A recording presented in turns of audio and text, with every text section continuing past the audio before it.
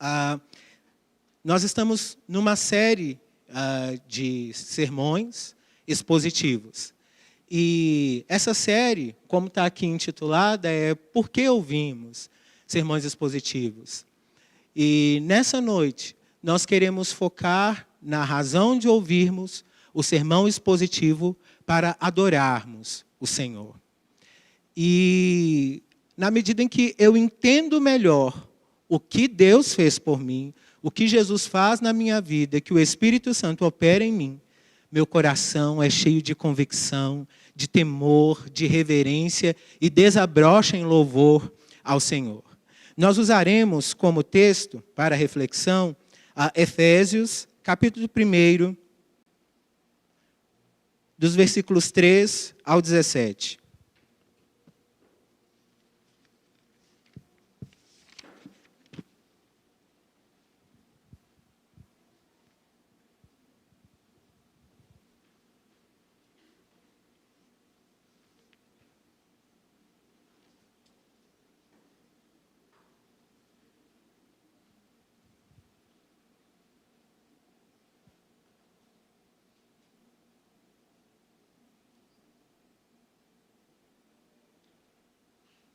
Todos encontraram? Leiamos então a palavra do Senhor. Diz assim, versículo 3. Bendito o Deus e Pai de nosso Senhor Jesus Cristo, que nos tem abençoado com toda sorte de bênção espiritual nas regiões celestiais em Cristo, assim como nos escolheu nele antes da fundação do mundo, para sermos santos e irrepreensíveis nele, e em amor nos predestinou para ele, para a adoção de filhos, por meio de Jesus Cristo, segundo o beneplácito da sua vontade, para o louvor da glória de sua graça, que nos concedeu gratuitamente no amado, no qual temos a redenção, pelo seu sangue, a remissão dos pecados, segundo a riqueza da sua graça, que Deus nos derramou abundantemente sobre nós em toda a sabedoria e prudência, desvendando-nos o mistério da sua vontade, para, segundo o seu beneplácito que propusera em Cristo, de fazer convergir nele, na dispensação da plenitude do tempo, todas as coisas, tanto as do céu como as da terra. Nele, digo, no qual fomos também feitos herança, predestinados, segundo o propósito daquele que faz todas as coisas, conforme o conselho da sua vontade, a fim de sermos para o louvor da sua glória, nós, os que de antemão esperamos em Cristo, em quem também vós, depois que ouvistes a palavra da verdade, o evangelho da vossa salvação, tendo nele também crido, fostes selados com o Santo Espírito da promessa, o qual é o penhor da nossa herança, até o resgate de sua propriedade, em louvor da sua glória. Por isso também eu, tendo ouvido a fé que há entre vós no Senhor Jesus, e o amor para com todos os santos, não cesso de dar graças por vós, fazendo menção de vós nas minhas orações, para que Deus, de nosso Senhor Jesus Cristo, o Pai da glória, vos conceda espírito de sabedoria e revelação no pleno conhecimento dele. Amém? Queridos, o mundo corporativo diz que nós estamos numa muvuca. E não é por causa do Natal, das compras de Natal, dos esposos que estão lá esperando as esposas fazerem suas compras. Mas essa palavra, muvuca, representa, na verdade, uma sigla. Diz que o mundo em que nós vivemos hoje é um mundo que busca por significado, do inglês meaningful. É um mundo universal, as barreiras geográficas foram destruídas. Fala também que é um mundo volátil, ele é muito instável e por isso incerto. E ele também tem esse aspecto caótico. Nós sabemos exatamente porque o mundo se encontra dessa maneira, porque perdeu a referência de Cristo, de olhar para o que o Senhor fez. E neste mundo em que tudo acontece tão rápido, de uma maneira tão incerta, nós somos bombardeados por informações. É impossível você acompanhar todas as notícias. É impossível, nem mesmo seus grupos de WhatsApp você consegue ler todas as mensagens. De todos os lados, nós somos bombardeados por informações. E um dos males que alcança a nossa geração é que nós, ao mesmo tempo em que somos bombardeados por informações, pensamos menos, refletimos menos.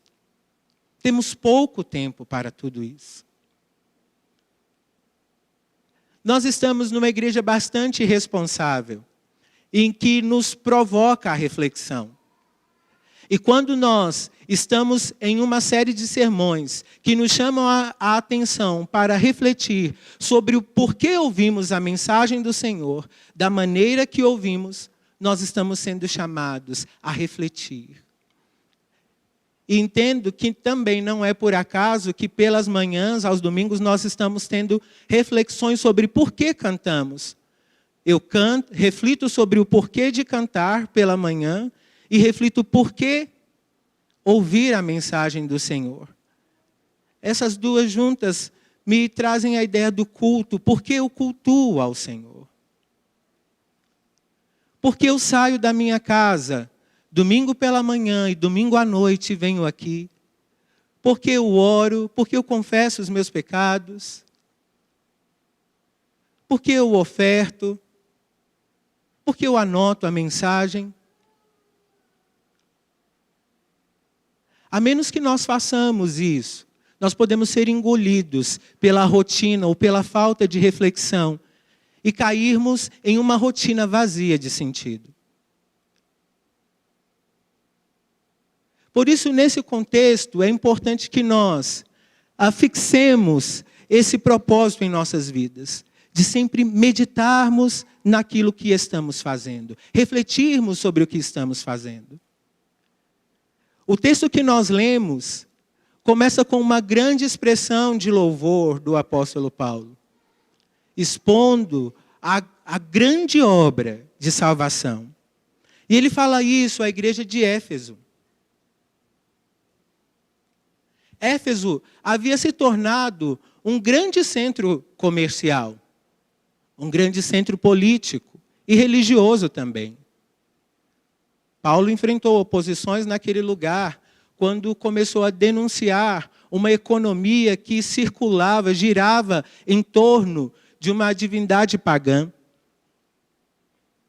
E também pela inclinação para o ocultismo. Paulo também, ao falar em Éfeso, ele fala a uma igreja específica, a uma cidade importante no Império Romano. Ela ficava exatamente na divisa entre a parte ocidental e oriental e havia se tornado um lugar estratégico para o evangelismo na região ocidental da Ásia Menor. E quando a gente fala disso, parece que este mundo se aproxima do nosso. Nós vemos nossa economia cada vez mais circulando em volta dos desejos do homem para ter mais, para a satisfação dos seus próprios desejos. E o ídolo que antes era Ártemis ou a Diana se torna o eu. A perda de referências. Paulo havia estado na igreja de Éfeso, havia caminhado com aquele povo. Mas esta epístola, ela tem um caráter circular. E apesar de Paulo ter tido tanto contato com os crentes da igreja de Éfeso, essa epístola se difere das demais, porque Paulo se distancia nos aspectos afetivos. E ele começa a epístola com um grande hino de louvor ao Senhor pela sua obra. E depois ele começa a falar das implicações disso. Mas o fato que Paulo estava querendo enfatizar nisso era a unidade da igreja de Cristo. Como todos que creem em Jesus estavam sendo ligados para o louvor da glória de Deus. E como o reino de Deus começava a se tornar visível por meio de Cristo. Este hino de louvor que Paulo começa a entoar nos versículos de 3 a 14, começa a falar de como Pai, Filho e Espírito Santo trabalham na história da salvação. Mas é importante a gente também ter em mente como toda a epístola é estruturada. Primeiro nós temos uma saudação de Paulo, nos versículos 1 e 2. Ele fala das bênçãos da igreja em Cristo, do versículo 3 ao 23.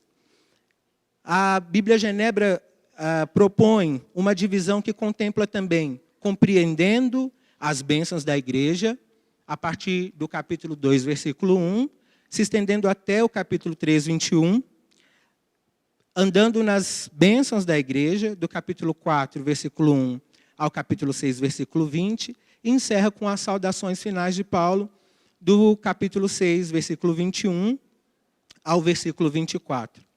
Hoje nós vamos a refletir sobre esta parte, sobre as bênçãos da igreja em Cristo. E essa sessão está dividida em duas partes.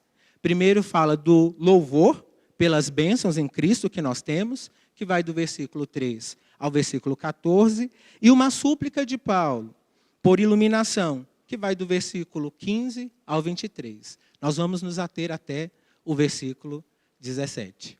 Tá bom?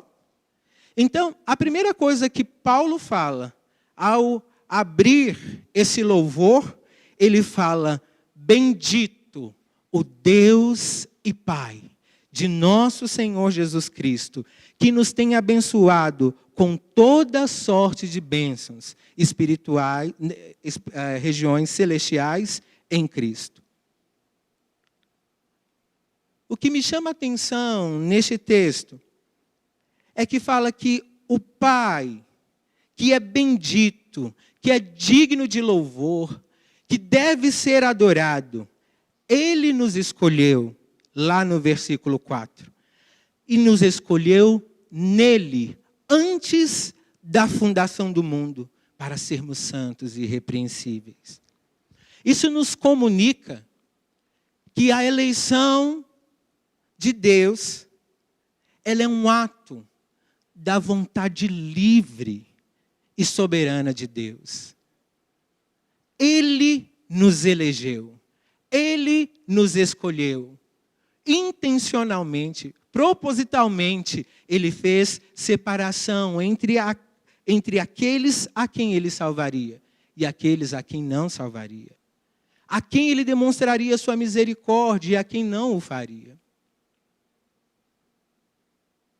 Também fala que essa atitude de nos eleger, a partir do versículo 6 e 7, comunica que é uma atitude graciosa e incondicional do Pai Celestial. É graça, é sem merecimento. Quando eu penso que nada do que eu fizer, do que eu fizesse, ou do que eu fizer, me tornaria digno de ser salvo, eu sou constrangido por tamanha graça. Partiu dele, unicamente do Senhor. Além disso, essa eleição, ela é pessoal. O Senhor escolheu a mim, o Senhor escolheu a você. E é igual senha de banco, é pessoal e intransferível. Por mais que nós criemos nossos filhos, nós não podemos garantir que eles são eleitos. Mas uma coisa nós podemos fazer, e isso devemos fazer, ensiná-los a verdade. Ensiná-los a ouvir do Senhor.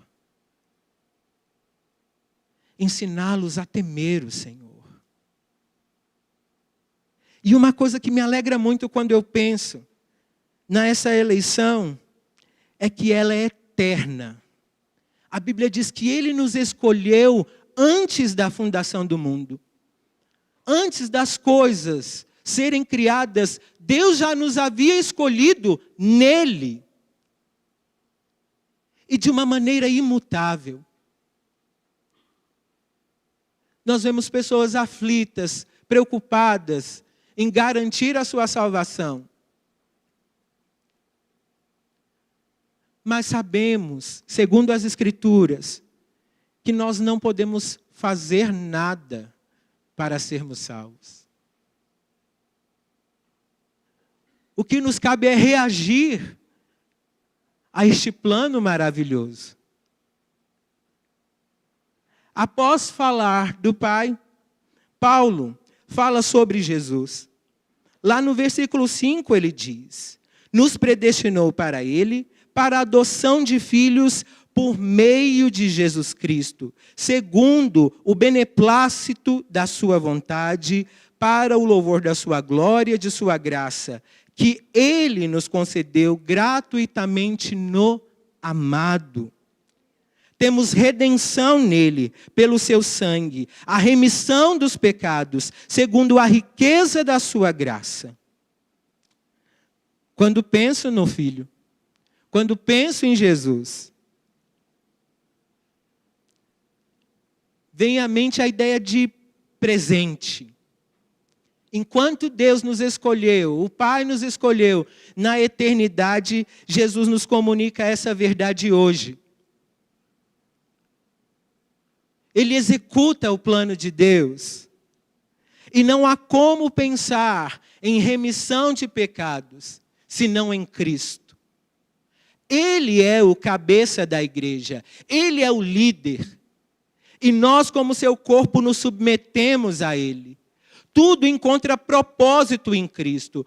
Todas as coisas existem por causa de Cristo. Para o louvor da sua glória. A nossa eleição é para o louvor da glória do Senhor, por causa de Cristo, que executou o seu plano na cruz. O sangue vertido de um inocente, somente Ele poderia verter na cruz. Ele não apenas pagou o nosso preço, mas Ele mudou a nossa condição. Antes éramos alvos da ira do Senhor. Hoje somos alcançados pela sua graça, pelo seu amor incompreensível, na riqueza da sua graça, que manifesta-se na sua obra. Somos livres do pecado. E somos livres para viver uma vida de santidade. Somos livres no Senhor para termos expectativas de um novo céu e de uma nova terra. Temos no nosso coração a expectativa da glória futura. Após isso,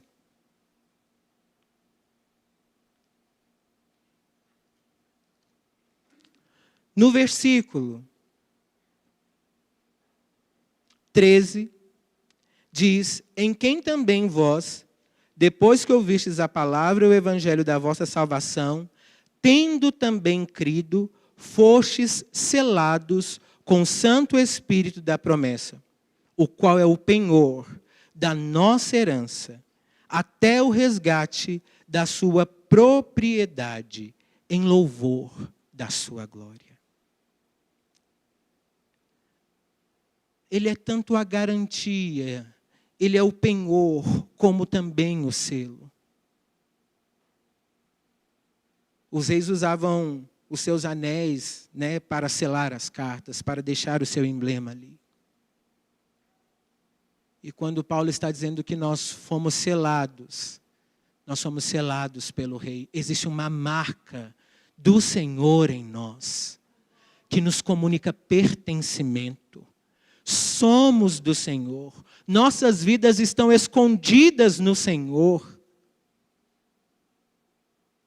O Senhor comunica por meio do seu Espírito que somos filhos dele.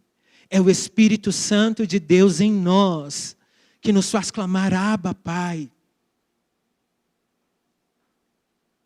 Este selo, esta marca está nos nossos corações de uma maneira que ninguém pode apagar, que ninguém pode retirar.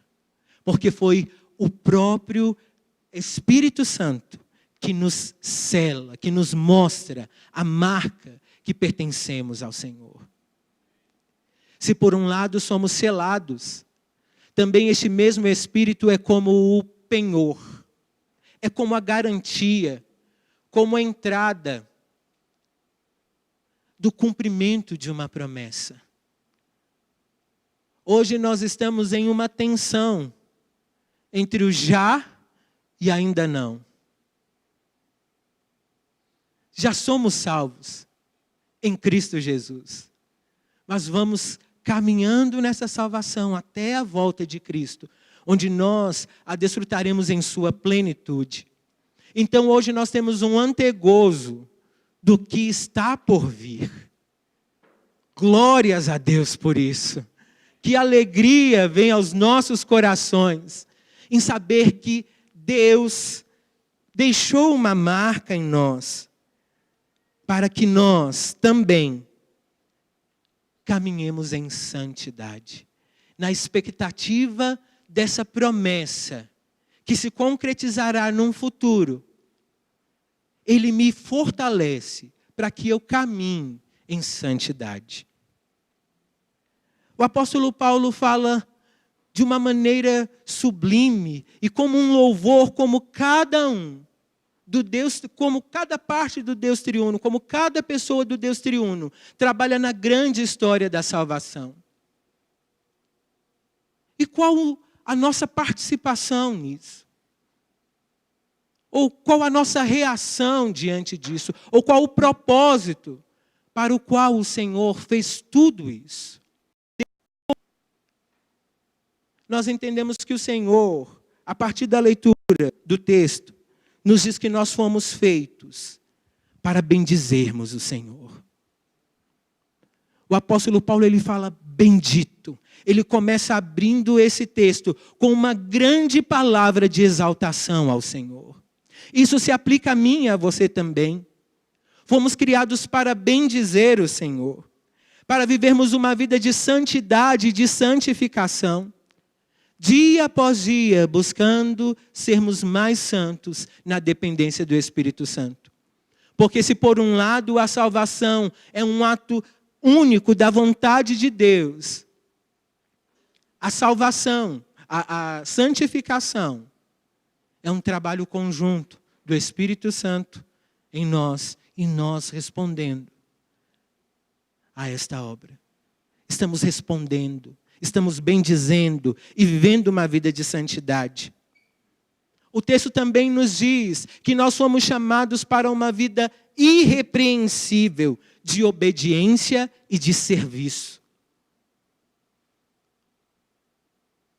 Nós somos chamados para caminhar de maneira íntegra, de maneira reta, para a glória do nosso Deus. E é bom nós afastarmos qualquer ideia de perfeição. Porque basta nós pensarmos em quantos pensamentos passaram por nossa mente hoje. E eu e você vamos concordar com as Escrituras e vamos reconhecer que somos miseráveis pecadores.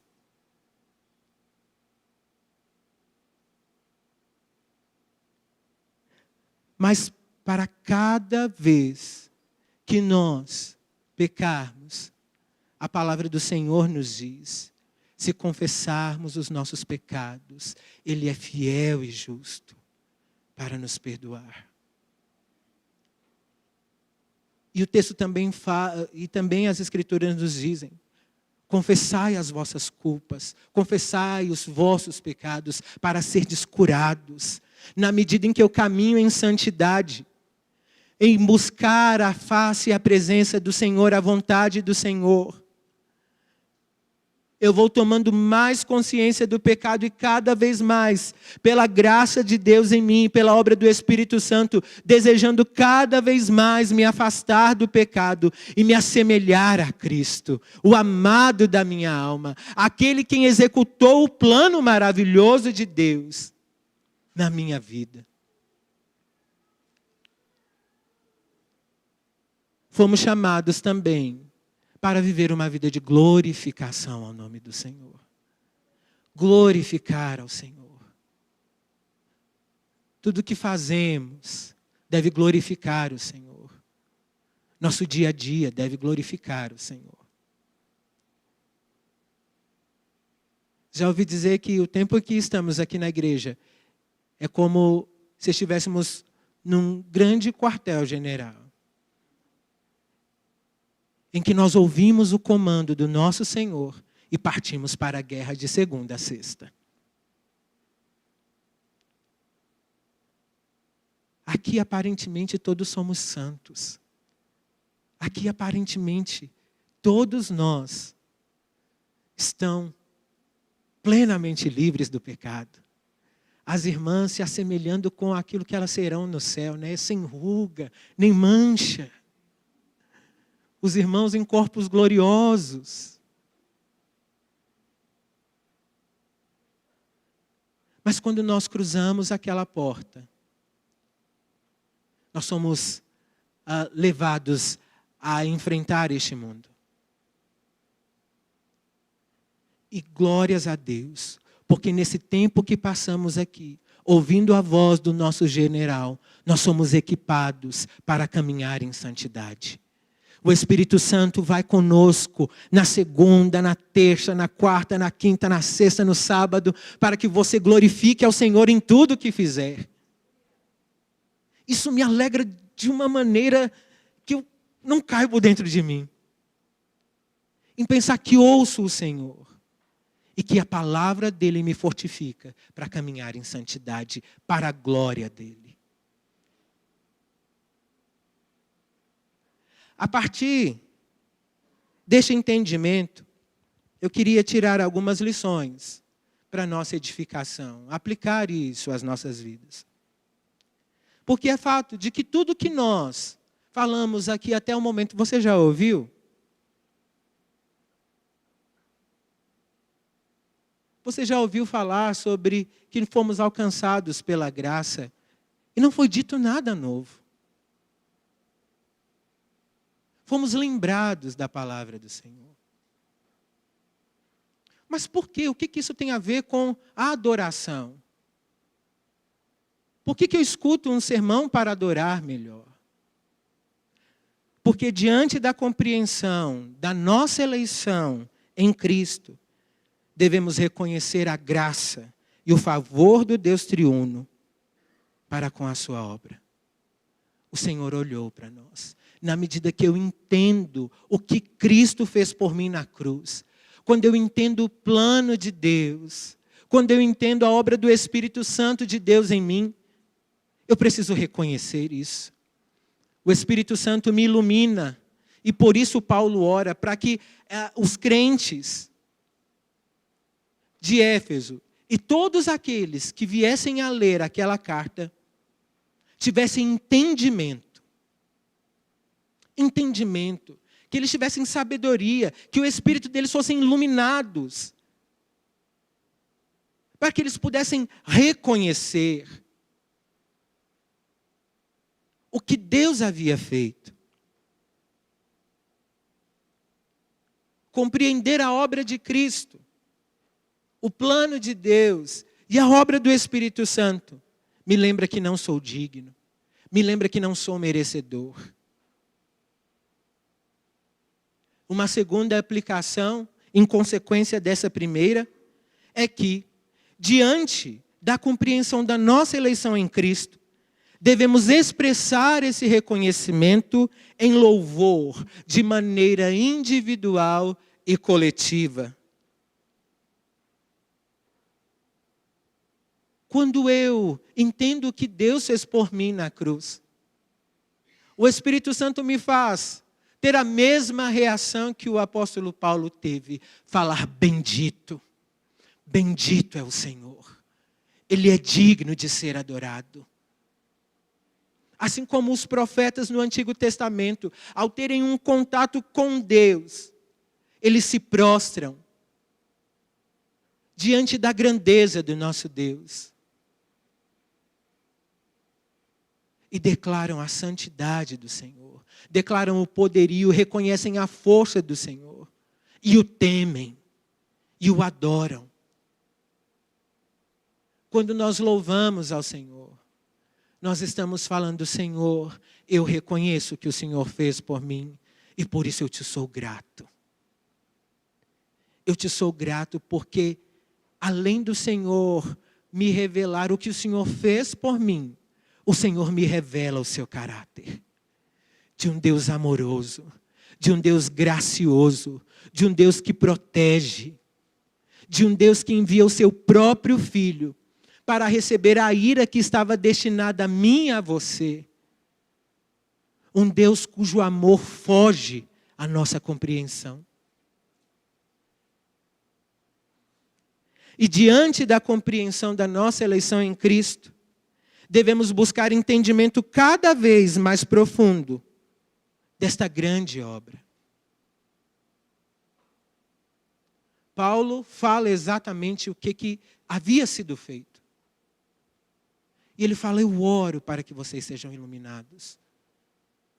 Paulo já havia exposto, mas ele fala, eu quero que vocês conheçam mais, que vocês mergulhem mais no amor do Senhor, que vocês mergulhem mais fundo no conhecimento do Senhor, que o Espírito Santo traga iluminação e entendimento a vocês, para que cada vez vocês louvem mais ao Senhor, entendam mais quem o Senhor é, entendam cada vez mais o tamanho da graça do Senhor que foi liberada sobre as nossas vidas. E que nos alcançou quando nós ainda éramos os seus inimigos. Ele nos amou. E precisamos conhecer mais e mais e mais desse amor. Eu falo isso, irmãos, com alegria e com temor. Porque lá em Apocalipse, a igreja de Éfeso recebe uma advertência, uma dura palavra de repreensão. Lá em Apocalipse, capítulo 2, versículo 4, é falada todas as qualidades da igreja de Éfeso. Mas o Senhor fala, tenho, porém, contra ti, que abandonaste o seu primeiro amor. Arrepende-te e volte às primeiras obras. Mais importante do que vir à igreja, por vir à igreja, é vir à igreja sabendo por que está vindo à igreja. E amando vir à igreja porque está vindo à igreja. E mais importante é louvar ao Senhor, não porque é uma canção bonita, ou porque estão todos cantando, ou porque isso a gente faz domingo após domingo. Não, fazemos isso porque conhecemos a obra que o Senhor fez. Conhecemos a história da salvação e reagimos a ela. Todos os dias, o Espírito Santo aquece os nossos corações para que lembremos dia após dia o tamanho da salvação, a grandeza desse amor, a gloriosa obra operada em nós. Não houve mérito em nós, mas foi graça. E diante de tamanha graça, eu preciso reconhecer dia após dia. Mesmo quando eu estou acostumado a orar todos os dias. E vira um ato mecânico. Ou quando eu leio a Bíblia para sustentar as minhas posições teológicas e me orgulhar delas. Esqueço que é alimento de Deus para a minha vida. Essa adoração que nós devemos prestar ao Senhor quando ela é feita de maneira coletiva, ela começa aqui quando nós combinamos nossas vozes. Mas ela também se expressa quando nós servimos o nosso irmão do lado de fora da igreja. Quando nós somos expressando o amor de Deus àqueles que estão em trevas. Não apenas em canções, não apenas em liturgias. Pastor Michel, repetidas vezes, nos fala aqui, e os demais pastores, que o que fazemos aqui, nós devemos replicar em nossos lares. Devemos viver meditando nisso. Eu queria compartilhar com os irmãos uma última impressão deste tempo em que nós estamos vivendo. Nessa muvuca que o mundo corporativo diz que nós estamos. Nessa semana, eu e minha esposa fomos com os nossos 2 filhos para fazer compra. Irmãos, eu confesso, foi uma muvuca estar naquele lugar. O Lucas chorou e deu berro, e todo mundo olhou na loja para a gente. E foi uma situação tão constrangedora. Mas ao pagar o presente que eu havia comprado, a vendedora gentilmente olhou para mim e me deu um sorriso. E falou, sucesso com o presente. E eu comecei a observar o que as pessoas estavam falando para mim depois que eu pegava o pacote. Sucesso no presente. Sucesso no presente. E o que nós estamos a comemorar hoje, falando sobre o príncipe da paz. No mundo que, pelo menos de uma maneira vaga, podia falar de Jesus, do verdadeiro sentido do Natal. Se resumiu a mais uma palavra de afirmação ao meu ego. Sucesso no seu presente. Queridos, que nós possamos reconhecer nessa noite, todos os dias, que o presente já foi dado. Por meio do nascimento de Cristo, da esperança renovada, da promessa cumprida, mas do sangue derramado, dos cravos pregados em sua mão e da sua ressurreição. Jesus nasceu e está vivo em nós. E Ele virá nos buscar.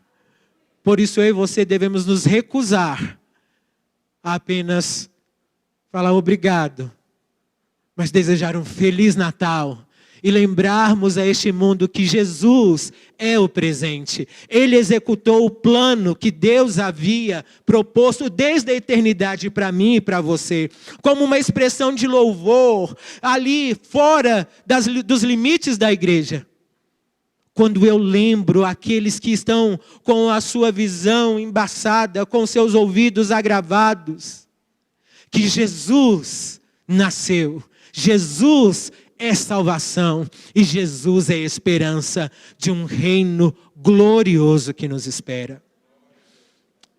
Eu agradeço aos irmãos por me permitirem compartilhar com os irmãos algumas impressões obtidas do texto.